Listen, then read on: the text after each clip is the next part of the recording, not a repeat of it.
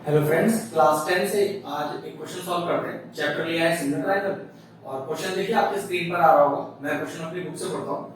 Question कह रहा है कि through the mid point M of side CD of the parallelogram ABCD a line BM is drawn intersecting AC at L and AD is produced to E. Prove that EL is equal to twice of BL. Similar triangle chapter का ये बहुत ही शानदार question है।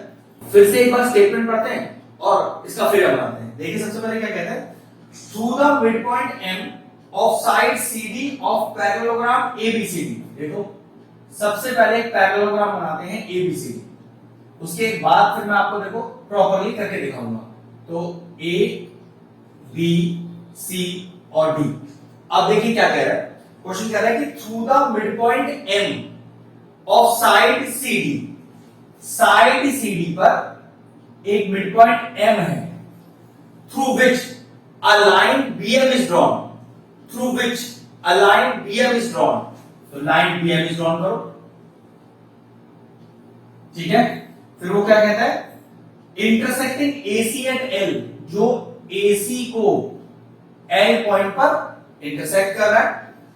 फिर कहता है AD is produced in E। अब AD को प्रोड्यूस किया गया है कहां तक, E तक। ये तो रहा फिगर। प्रूफ क्या करना है, ये जो EL है ये ट्वाइस है BL के। एक बहुत ही क्लासिक और शानदार क्वेश्चन है सिमिलर ट्रायंगल चैप्टर से।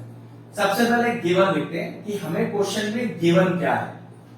अगर क्वेश्चन को ध्यान से पढ़ें तो गिवन है ABCD is a parallelogram, ABCD is a parallelogram. अब पैरेललोग्राम है तो पक्की बात opposite sides are equal and parallel. लेकिन मुझे इक्वल वाली कंडीशन को क्वेश्चन में यूज करना है तो मैं पैरेलल वाली बात नहीं लिख रहा हूं, सिर्फ लिख रहा हूं AD is equal to BC। इतना क्लियर। चलिए और क्या गिवन है आपके पास, और तो कुछ गिवन नहीं है। टू प्रूफ, टू प्रूफ क्या है आपका, टू प्रूफ क्वेश्चन में गिवन है, वो दिया है कि EL is equal to twice of BL। Next कोई कंस्ट्रक्शन नहीं, क्वेश्चन में कोई भी कंस्ट्रक्शन नहीं है, डायरेक्टली प्रूफ स्टार्ट करेंगे। चलिए प्रूफ बताते। अब सबसे इंपॉर्टेंट इस क्वेश्चन को स्टार्ट कैसे करना है और आपको स्टेप्स का ध्यान रखना ही पड़ेगा जिससे पर्टिकुलरली वो आपका आंसर आ जाए।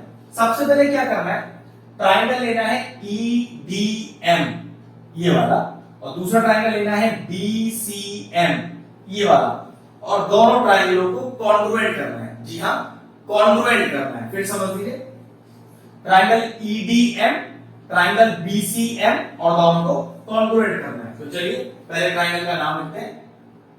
In triangle EDM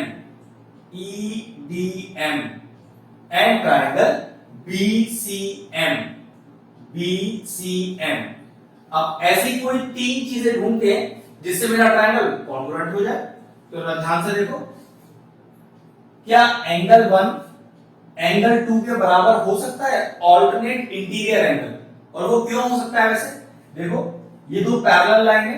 parallel line इसलिए क्यों भाई, ADCB एक पैरेललोग्राम है या ABCD एक पैरेललोग्राम है, तो पैरेललोग्राम के अपोजिट साइड पैरेलल और इक्वल दोनों होती है। तो AD को ही तो एक्सटेंड करके E तक लेके गए, तो कह सकते हैं कि जो AE है वो BC के पैरेलल है। EB एक ट्रांसवर्सल है, तो 1 बराबर 2 और रीजन क्या लिखेंगे, ऑल्टरनेट इंटीरियर एंगल। ठीक है, इसमें आपको कुछ और प्रूफ करने का जरूरत नहीं है कि लाइन पैरेलल है कि नहीं, वो ट्रांसवर्सल है, इसकी जरूरत नहीं है। सिर्फ आप बता दीजिए 1 इज इक्वल टू 2, टीचर को समझ में आ जाएगा। नेक्स्ट देखिए, एक आपको गिवन है angle 3 is equal to angle 4। Check करिए ये 3 और 4 वर्टिकली ऑपोजिट एंगल तो नहीं बन रहे, बिल्कुल बन रहे हैं। Angle 3 is equal to angle 4 और रीजन डालिए वर्टिकली ऑपोजिट एंगल। ठीक, आगे देखते हैं।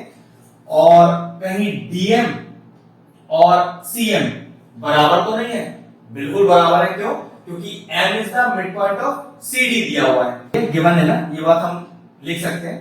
M is the mid point of C.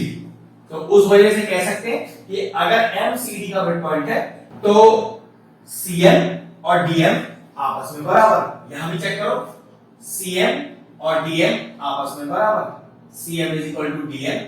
Reason में डायरेक्ट लिख दीजिए गिवन, क्योंकि ये वाली बात आप गिवन में लिख चुके हैं। अब तीन चीजें मिल गई।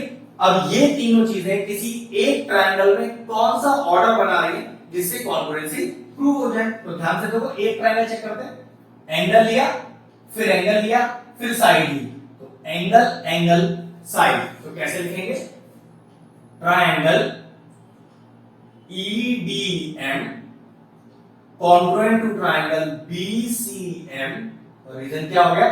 Angle angle side.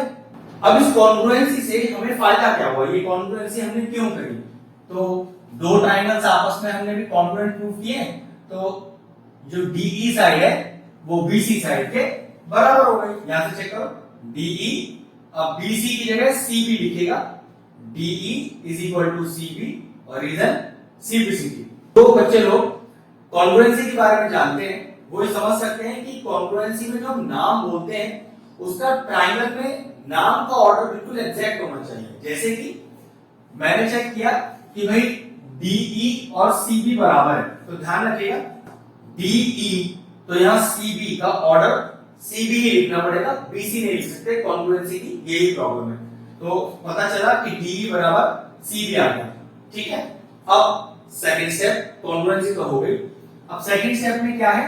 Triangle ALE और ट्रायंगल CLB को हमें करना है सिमिलर। जी हां, सिमिलर। इन ट्रायंगल, नाम देखिए ALE और दूसरा ट्रायंगल लेंगे CLB, ट्रायंगल CLB। और इन दोनों ट्रायंगलों को इस बार मुझे करना है सिमिलर। तो सिमिलर में तो अगर दो एंगल भी मिल जाते हैं दोनों ट्रायंगल में हमें बराबर, तो सिमिलरिटी प्रूव हो जाएगी। तो चेक करो, 1 और 2 अभी भी दोनों ट्रायंगलों के एंगल चेक करो। अगर मैं इस वाले ट्रायंगल ALE की बात करूं तब भी 1 आ रहा है, और BLC की बात करूं तो 2 आ रहा है। तो कह सकते हैं कि angle 1 is equal to angle 2। Reason अभी वही रखेंगे, ऑल्टरनेट इंटीरियर एंगल। दूसरा देखिए, अगर ट्रायंगल ALE की बात करें तो एंगल हम ले सकते हैं 5, और BLC में हम एंगल ले सकते हैं 6। तो इस बार कह सकते हैं एंगल 5 बराबर एंगल 6। और रीजन क्या डालेंगे? चेक करो, vertically opposite angle, vertically opposite angle. और सिमिलरिटी का नियम है कि अगर किसी दो ट्रायंगल में दो एंगल ही आपस में बराबर हो जाए तो ट्रायंगल सिमिलर हो जाते हैं। तो triangle ALE similar to triangle CLB, और रीजन क्या डालेंगे? AA क्राइटेरिया, ठीक है। अब सिमिलरिटी हो गई। इस सिमिलरिटी का फायदा समझिए। फायदा ये है कि अगर दो ट्रायंगल्स आपस में सिमिलर हैं तो उनके करस्पॉन्डिंग साइड का रेशियो आपस में बराबर होगा। तो बड़े ट्रायंगल की साइड अगर मैंने AE रखी, देखिए ध्यान से, बड़े ट्रायंगल की साइड मैंने AE रखी, तो छोटे ट्रायंगल की साइड मुझे BC रखनी पड़ेगी। और एक चीज का ध्यान रखें, सिमिलरिटी में साइड का नाम का कोई ऑर्डर नहीं होता। कॉन्ग्रुएंसी में अगर आपने AE लिए तो देखो AE लिए तो CB ही लिखा होना चाहिए था, लेकिन ये बात कॉन्ग्रुएंसी में जरूरी है, सिमिलरिटी में नहीं। सिमिलरिटी में CB और BC एक ही बात होती है। इज इक्वल टू दूसरी साइड हो बड़े ट्रायंगल की, बड़े ट्रायंगल की दूसरी साइड की आपने EL, तो छोटे ट्रायंगल के लिए BL, तो EL और दूसरे के लिए BL, ठीक है। अब देखो AE को क्या लिख सकते हैं? अगर फिगर में ध्यान से देखें, AD plus DE upon BC और सब as it is EL upon BL। फिर चेक करो AE को क्या लिखा हुआ है? AE क्या लिखा हुआ है? ये पूरा उसको मैंने लिखा AD प्लस DE। अब ध्यान से देखें तो AD BC के बराबर, AD BC के बराबर। वो क्यों? Opposite sides of the parallelogram, ये मैंने गिवन में ही लिख दिया था। और DE चेक करिए, ये जो DE है वो मैंने कॉन्ग्रुएंसी से BC के बराबर करी थी, ठीक है। तो यहां पर मैंने लिख दिया BC। भाई जब हमने ये दो ट्रायंगल आपस में कॉन्ग्रुएंट किए थे उससे CBCD में क्या लिखा था? ये जो BC है वो डी के बराबर है, तो मैंने क्या किया, डी की जगह बीसी लिख दिया, अपॉन में बीसी लिखा ही हुआ है, और कहीं कोई छेड़खानी मत कीजिए, एज इट इज सब कॉपी कर दीजिए। BC plus BC twice of BC upon BC is equal to EL upon BL.